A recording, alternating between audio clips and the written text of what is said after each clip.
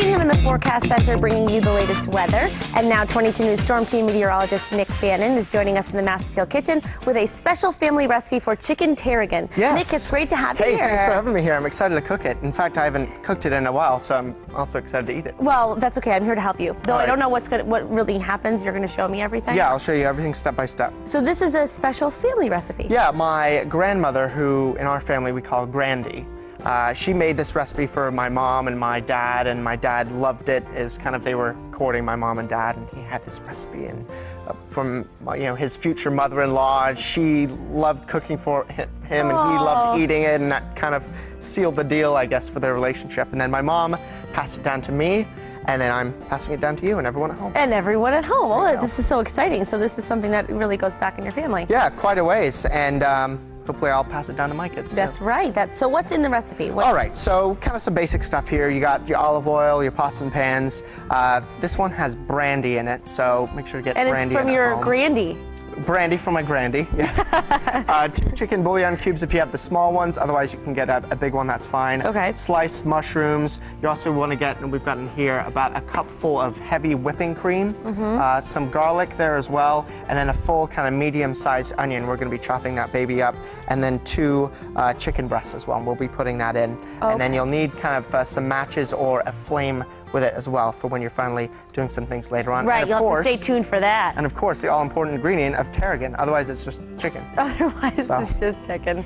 It wouldn't be the special recipe. All right, so we're going to get started. Those are all the ingredients. So I'm going to help you on this side. What do you want me to do here? Okay, so we've got our giant garlic. Our giant garlic. I've never seen a clove of garlic this big. I know. Have you? No, I never have. It's pretty impressive. Yeah. So what we're going to do is cut this to be about a clove size. Clove size, yeah. So probably about 1/8 of that would do it. Just kind of chop that up as fine as you can. Keep that separate from the onion because we're going to be putting the onion in the saucepan first. So you can go ahead and start with the onion, chopping it as small as possible. I hear you cry a lot with these onions. Nick, I told you. Okay, so it wasn't too long ago. I was on air cutting an onion, and I started basically, the tears kept coming. Is it just because you're upset for the plight of the onion, or? This is so sad. I don't know. I can't tell you why. I heard that if the knife is sharp enough, you won't cry, but we'll see. We'll test it out. I'll do this over here, and what will you be doing over there? I will be cutting the chicken and hoping that I don't cry cutting the chicken. Hopefully you don't get emotional. I know. But with the chicken, by the way, when you're cutting it, you want to cut it into small little cubes, not kind of big chunks or whatever, depending on kind of what other recipes you do at home. Cooking the chicken, mini little cubes is kind of the best way to go when you're doing Mini little cubes. All right, so Nick, now it's time to learn more about you because everyone sees you, you give everyone the latest weather forecast, and you're such a bright, shining face on TV. But what are you all about behind the scenes? Well, I lived in England. I was born there. I lived there for about 4 years before moving to Ohio, actually. So a lot of my roots are English. All my family's English. My parents are English. My sister was born in England. I have every extended family members from England, so I'm 100% English, and kind of a lot of what I do is bearing that tradition in mind. A lot of the things I enjoy watching on TV are English comedies. I'm huge into English soccer, the English Premier League I watch on a weekly basis. Wow. So, and I play soccer myself, because of that culture that I was raised with. Now, do you go to England a lot to visit, or? I used to through college, and before that I'd go kind of every year or two with my parents, but since then I haven't really been back. I only got my U.S. citizenship just a few years ago, so since I've got that, I haven't even got my American passport just yet. Really? So I think there's a little process I gotta do. Yeah. So until I do, I can't really go out to England just yet. That's true. But you've also been many other places as well, like you said. So this is now, so far, the latest stop on your tour of your life, right? Yeah. After I was in Ohio, we moved back to England for another 2 years. And then from there, we moved to the San Francisco Bay Area for my dad's job, and then down to San Diego. And then from there, I went to college up in upstate New York at Cornell, and had my first TV weather job just shortly after that. So, and then I'm here, and here I am. And we love that you're here. Now, so far I'm dry. We're doing good. How you doing? I'm doing great. No tears here either. Oh gosh, all right. I'm getting emotional. What we're going to be doing is putting the vegetables. That's a perfect size right there for the onion, so keep it like that. I'll keep going. We'll be putting those along with the sliced mushrooms into a pan and then kind of cooking them for about 10 or 15 minutes until they're golden brown. So you kind of want to do that before you really put in the chicken, because the chicken will cook a little faster than that. And then we'll be going from there. But you're putting them in separate pans? Separate pans at first, yeah. Okay, all right. Now, Nick, you became a meteorologist, right? Yeah. What inspired you to be a meteorologist? Well, when I lived in Ohio, it's kind of the East Coast version of the Midwest in Ohio, because it's far enough east that you get kind of that East Coast feel, but it's also, bordering the Midwest. Right. So you kind of get a bit of both. And what the Midwest is known for is kind of severe weather and storms and that type of thing. So when I was about 5 years old, I was just fascinated with the severe thunderstorms that we would get out there, and I would just love it. In fact, we had a tornado warning at one point. We always say, go in your basement interior room, but I just was looking out the window, and my mom had to keep reminding me, Nick, stay in the house. And, really? Even as a little kid? Yeah, That's even crazy. as a little kid. So a lot of people kind of have trouble when they go into high school or college thinking, I don't know what I want to do, but I've known ever since I was 5. That's so cool. What a cool story. That's great. And now you're here. So now we're going to keep chopping. Now what we're going to do is finish cutting the onion. Yeah, I'll go ahead and put the mushrooms in here. Okay. And so the mushrooms will be going ahead and cooking these with the onions as well. Okay. And then in just a few minutes, we'll get the chicken started. And then once both of those have kind of turned a little golden-y color, both the onions and the mushrooms and the chicken, then we're going to be combining them in a few minutes. All right, so we got to let that happen. So Nick and I are going to stay busy here cooking in the kitchen, and we'll be back in just a bit to show you the next step in his special family recipe. Chicken Tarragon, here it comes.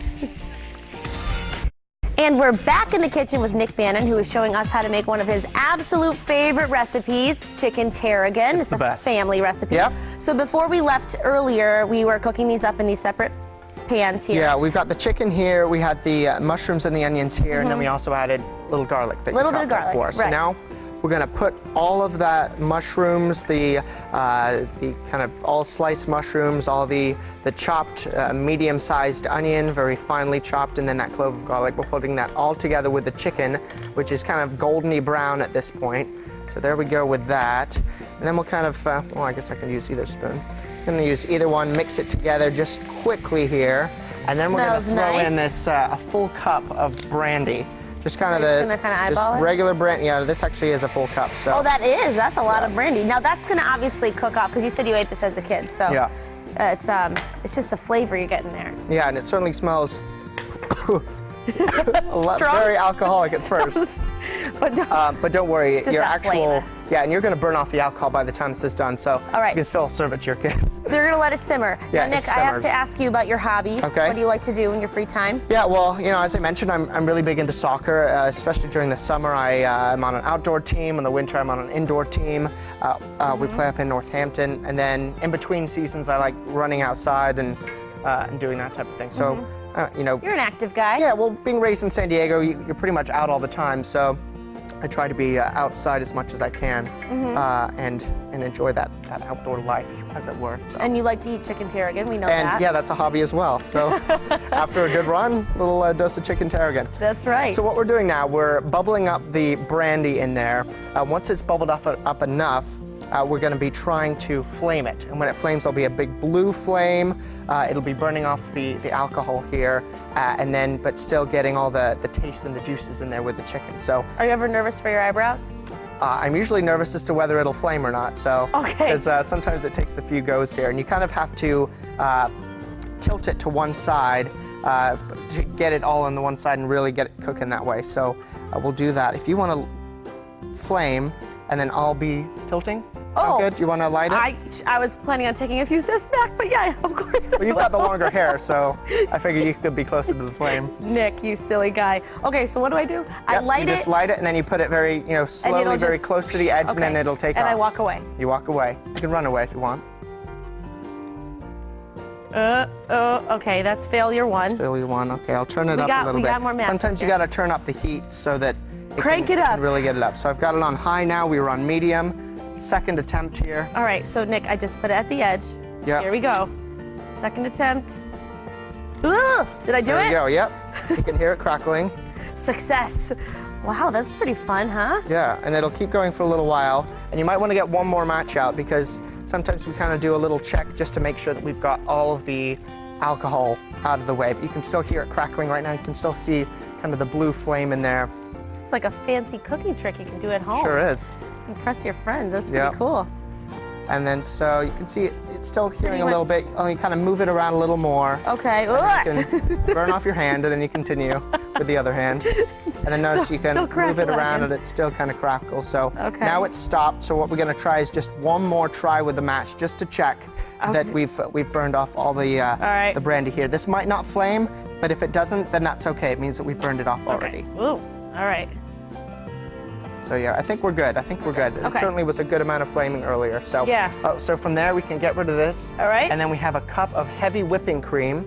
We'll kind of reduce it down to a medium now, and then we'll pour this heavy whipping cream, about a cupful, all up in that.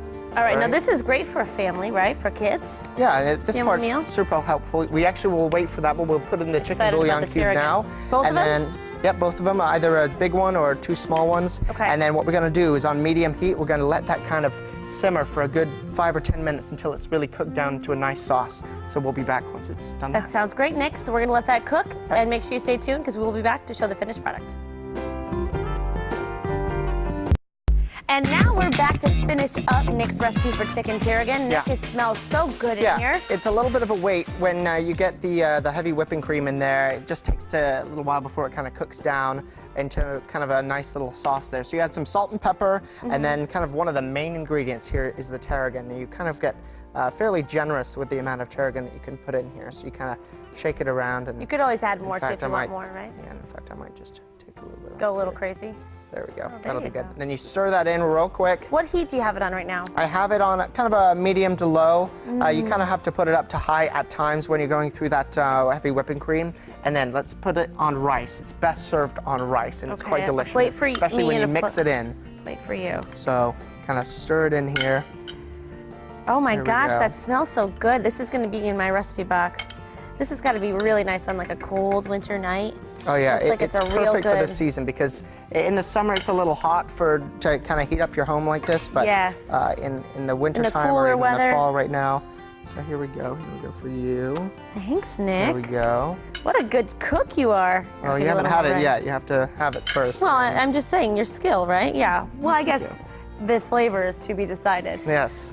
But here we go. Let's see how it is. Now, you said you haven't cooked it in a while, so you'll see if you still have the magic touch. It tastes like garbage. Let's see if Grandy would be proud.